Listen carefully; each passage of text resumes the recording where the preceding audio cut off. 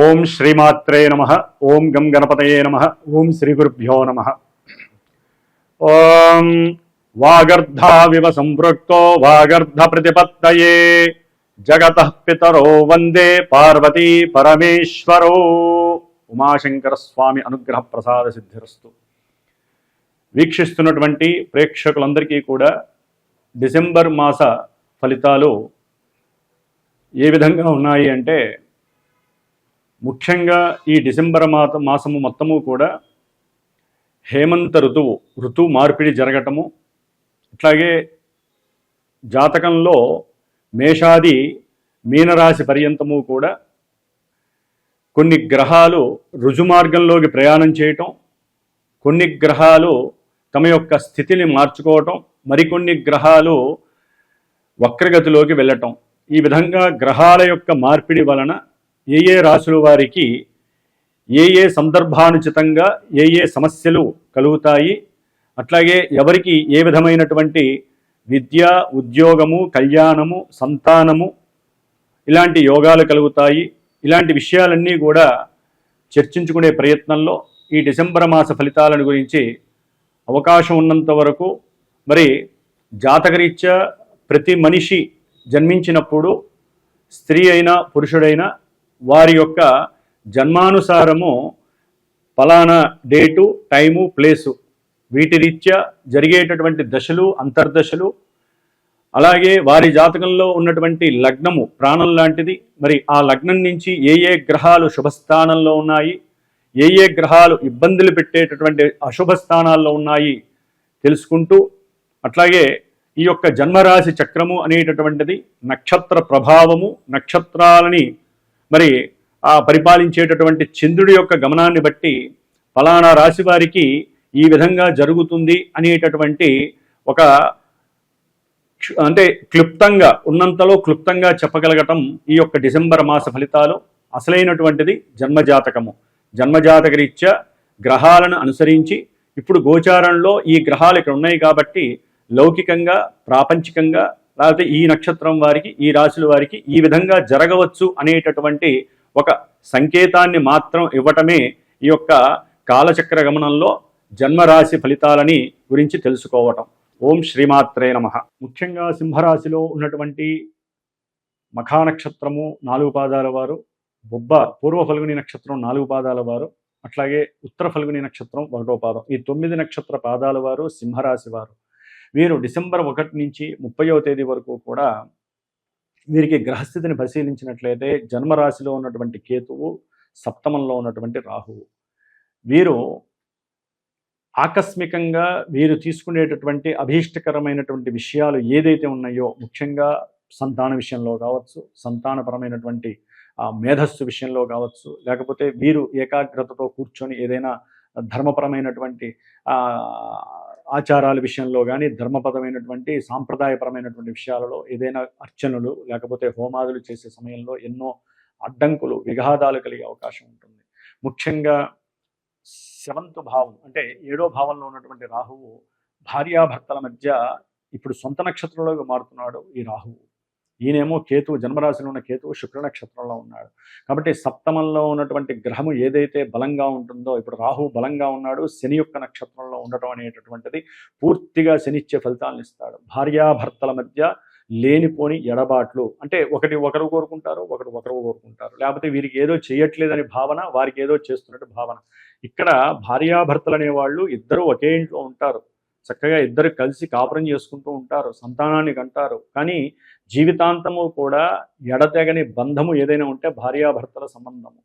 అయితే లోపాలు ఎక్కడున్నా సరిదిద్దుకోవచ్చు, కానీ భార్యాభర్తల మధ్య మానసిక లోపాన్ని ఎవరు సరిచేయలేరు, భగవంతుడు కూడా దాన్ని ఏం చేయలేరు. అది పూర్వజన్మ కర్మానుసారం వీరేదైనా కొని తెచ్చుకుంటే తప్ప ఆ యొక్క కర్మల్ని నివృత్తి చేసుకునే శక్తి, ఆ నివృత్తి చేసే శక్తి కూడా ఎవరికి లేదని చెప్పాలి. భార్యాభర్తల సంబంధము ఎంత గొప్పదో అన్ని తిప్పల్ని కూడా తెచ్చిపెడుతూ ఉంటుంది. పొద్దున్న లేచిన దగ్గర నుంచి రాత్రి వరకు కూడా వీరి మధ్య జరిగేటటువంటి ఘర్షణ, సంఘర్షణ, వీరి మధ్య ఉన్నటువంటి ప్రేమ, ఆప్యాయత, అనురాగము వీటిల్ని కొలాప్స్ చేసేసి అవసరం లేని ప్రతి విషయంలో, అంటే వాళ్ళ విషయం వీళ్ళు చర్చించుకోవటము, లేకపోతే పిల్లల విషయంలో వీళ్ళు గొడవపడటము, ధన విషయంలో భార్య భర్తని, భర్త భార్యని ఇబ్బంది పెట్టడము, లేనిపోని అనుమానాలు, ఫోన్లు వస్తే ఫోన్లలో సమస్యలు, లేకపోతే సరైన సమయానికి భోజన పదార్థాలు ఇరువురు ఏర్పాటు చేయకపోవటము, అంటే భార్య భర్తని ఎప్పుడైనా కోరికతో అడిగితే అది ఈయన కాదంటము, ఆర్థికంగా సమస్యను లేకపోతే కుదరట్లేదంటాం, లేకపోతే భర్తకి అనుకూలమైనటువంటి సమయంలో సమయానుసారము సమయపాలన లేకుండా భోజనం పెట్టడం ద్వారా వారికి ఉన్నటువంటి కోపాన్ని ఇక్కడ ప్రదర్శించటము, ఇవన్నీ కూడా పూర్వజన్మల్లో ఉన్నటువంటి సర్పదోషాలకు సంబంధించి ఇప్పుడు జన్మలో ఈ యొక్క సంవత్సరం పాటు ముఖ్యంగా ఈ డిసెంబర్లో రాహుకేతువుల యొక్క సంబంధము వీరిని నట్టేట ముంచుతుందని చెప్పుకోవచ్చు ఈ సింహరాశి వారికి. కాబట్టి వీరు భార్యాభర్తల అనుబంధం కావచ్చు, ముఖ్యంగా వ్యాపార సంబంధిత విషయము, లోక సంబంధితమైన, అంటే వీళ్ళు లోకహితార్థమై ఏదన్నా కోరుకుంటారు, వాళ్ళకి సహాయం చేయాలి, లేకపోతే ఏదైనా వృత్తి ధర్మంలో నేను సహాయం చేయాలి, గవర్నమెంట్కి సంబంధించినటువంటి విషయాలలో, అంటే గవర్నమెంట్ ద్వారా వీరికి ఏదో ఒక కీర్తి లభించాలని దానికి సహాయం చేస్తూ ఉంటారు, అంటే లోకహితార్థమై. అవన్నీ కూడా నెరవేరినటువంటి పరిస్థితి, ఏదో ఒక అడ్డంకి కలుగుతూనే ఉంటుంది. కాబట్టి రాహుకేతువుల యొక్క దోష పరిహారార్థమై మీరు తప్పనిసరిగా సుబ్రహ్మణ్య అష్టకాన్ని చదువుతూనే ఉండండి. వీలుంటే ప్రతిరోజు కూడా సుబ్రహ్మణ్యేశ్వర స్వామికి కొంచెం పాలాభిషేకం చేసుకోండి. మీ ఇంట్లో కూడా భార్యాభర్తల మధ్య, లేకపోతే భాగస్వాములు, వ్యాపారంలో భాగస్వాములు అయితే వారి మధ్య, లేకపోతే ముఖ్యంగా రాజకీయ నాయకులకైతే కనుక ఇది చాలా మస్ట్ అండ్ షుడ్. లేదా సర్పదోషం పోవడానికి సర్పబలి అని, నారాయణ బలి అని, లేదా సర్పసూక్త హోమం అని, ఇప్పుడు పీఠంలో మనకి స్కంద షష్ఠి వస్తోంది, నవంబర్ 26, అలాంటి టైంలో మేము చేస్తూ ఉంటాం.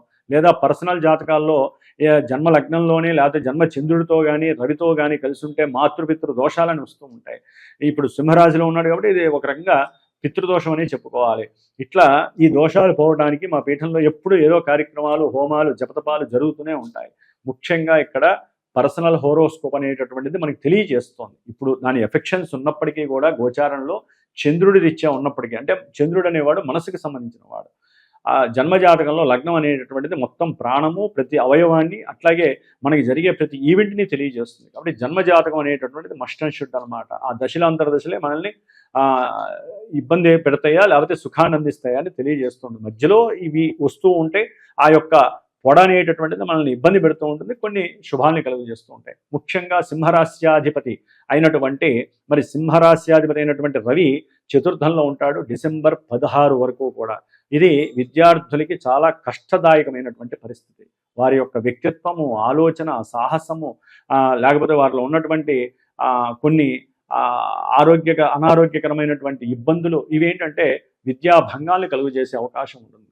విద్యలో ఆటంకాలని, లేకపోతే అనారోగ్యపరంగా విద్యలో వెనకంజు వేయటము, అనుకున్న సమయానికి ఇంట్లో గృహ ప్రయత్నమే, అంటే తల్లి సరిగ్గా సమయానికి భోజనం వండకపోతే ఆ భోజనం తీసుకువెళ్ళేసరికి స్కూల్ కానీ కాలేజ్ కానీ డోర్లు వేయటం, దాని ద్వారా ఒకరోజు అటెండెన్స్ లోపం కావటం, ఇట్లా విద్యా విఘ్నము అనేటటువంటిది సింహరాశి వారికి చాలా ఇబ్బందులు కలిగే అవకాశం ఉంటుంది. డిసెంబర్ 16 తర్వాత అది ముఖ్యంగా సంతానపరమైనటువంటి, లేకపోతే సృజనాత్మకత, లేకపోతే వీరికి ఉన్నటువంటి పూర్వజన్మ కర్మ ఫలితాలు కొంచెం లోపభూయిష్టం కావటము, ఇలాంటివి కొన్ని ఇబ్బందులు కలగడానికి అవకాశం ఉంటుంది. డిసెంబర్ నెలలో కుజుడు కూడా చతుర్థంలో ఉండి విద్యా విఘ్నాలు కలుగజేసి డిసెంబర్ 7 తర్వాత ఆయన కూడా దాదాపు ఒక 47 రోజులు మరి ధనుస్సు రాశిలో, ఇద్దరు కూడా మిత్రరాశి అయినటువంటి రాశిలో ధనుస్సులో ఉన్నప్పటికీ కూడా 5వ భావము వీరికి ఉన్నటువంటి ఏకాగ్రత శక్తిని కోల్పోయేటట్టు చేస్తుంది విద్యార్థులకి.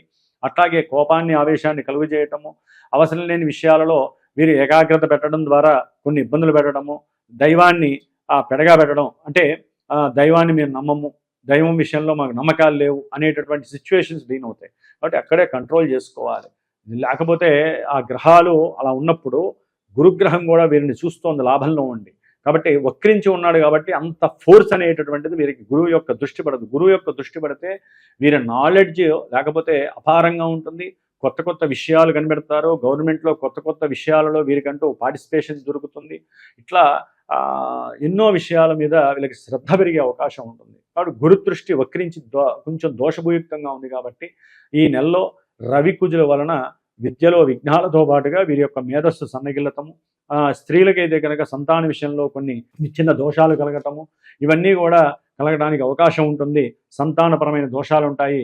షేర్స్ అండ్ సెన్సెక్స్ విషయంలో చేతి దాకా డబ్బు వస్తుంది అనుకున్నప్పుడు గురువు యొక్క దృష్టి సన్నగిల్లడం ద్వారా వీరు అనుకున్నటువంటి అభీష్టాలలో తారుమారైపోవటము, అది వేరే వాళ్ళకి వెళ్ళిపోవటము, ఇట్లాంటివి జరిగి అంటే లాటరీ టికెట్లు కొన్నా, గుర్రపు రేసులు కానీ, గుర్రపు పందాలు కానీ వీటిల్లో వేరే వాళ్ళకి వెళ్ళిపోవటం, అక్కడ దాకా మాకు వస్తుంది అనుకున్న సందర్భంలో పక్కకి వెళ్ళిపోవటం అనేటటువంటి జరుగుతుంది. ఎందుకంటే రవికుజులు ఈ యొక్క సింహరాశి వారికి యోగాన్ని ఇచ్చేటటువంటి వారు, గురువు యొక్క దృష్టి కూడా కలుగుతోంది, కానీ ఆకస్మికంగా అన్ని పక్కకి వెళ్ళిపోతూ ఉంటాయి. ఐదో భావం అంత మంచిది కాదు కాబట్టి వీరు దైవ బలాన్ని ఎక్కువగా పెంచుకుంటూ ఉండాలి.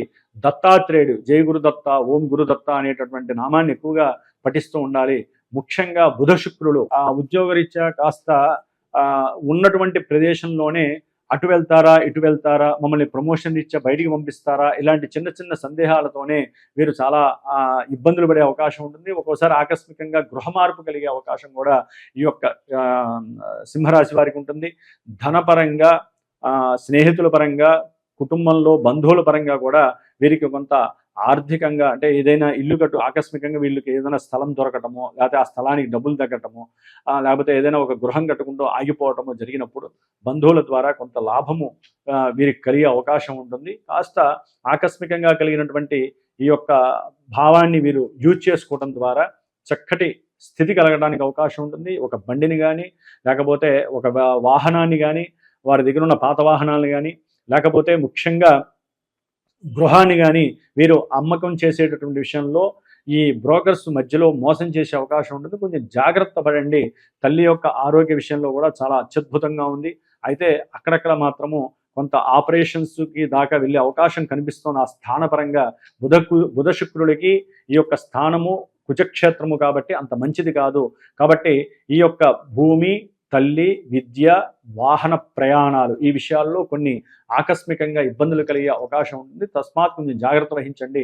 ముఖ్యంగా అష్టమ శని ప్రాబల్యము వీరికి నెల నుంచి ప్రారంభమవుతుంది కాబట్టి అష్టమ శని దోష పరిహారార్థమే ప్రతి శనివారం ఉపవాసం ఉండండి, దీపారాధన చేయండి, హనుమాన్ చాలీసా చదవండి. అట్లాగే మీరు జన్మజాతకంలో మరి శనిగ్రహం మంచా చెడా, లేకపోతే జన్మజాతకంలో ఉన్నటువంటి గ్రహస్థితి దశాంతర్దశలు ఏ విధంగా ఉన్నాయి, ఇవన్నీ చక్కగా తెలుసుకోవడానికి ప్రయత్నం చేయండి. వాటి ద్వారానే ఇక్కడ మంచి చెడులు ఆధారపడి ఉంటాయి. కానీ ఇక్కడ చెప్పంగానే ఇవన్నీ జరిగిపోతాయి అనేటటువంటి ఆ ఆలోచన, విపరీత ఆలోచన తీసివేసేసుకోండి. ఎప్పుడూ కూడా మన జన్మజాతకమే మన జన్మజాతకంలో ఉండే గ్రహాలే మనల్ని పరిపాలిస్తాయి. ఇప్పుడున్న గోచారాన్ని బట్టి మాత్రమే తెలుసుకొని ప్రయత్నం చేయండి. ఓం నమో నారాయణాయ నమః.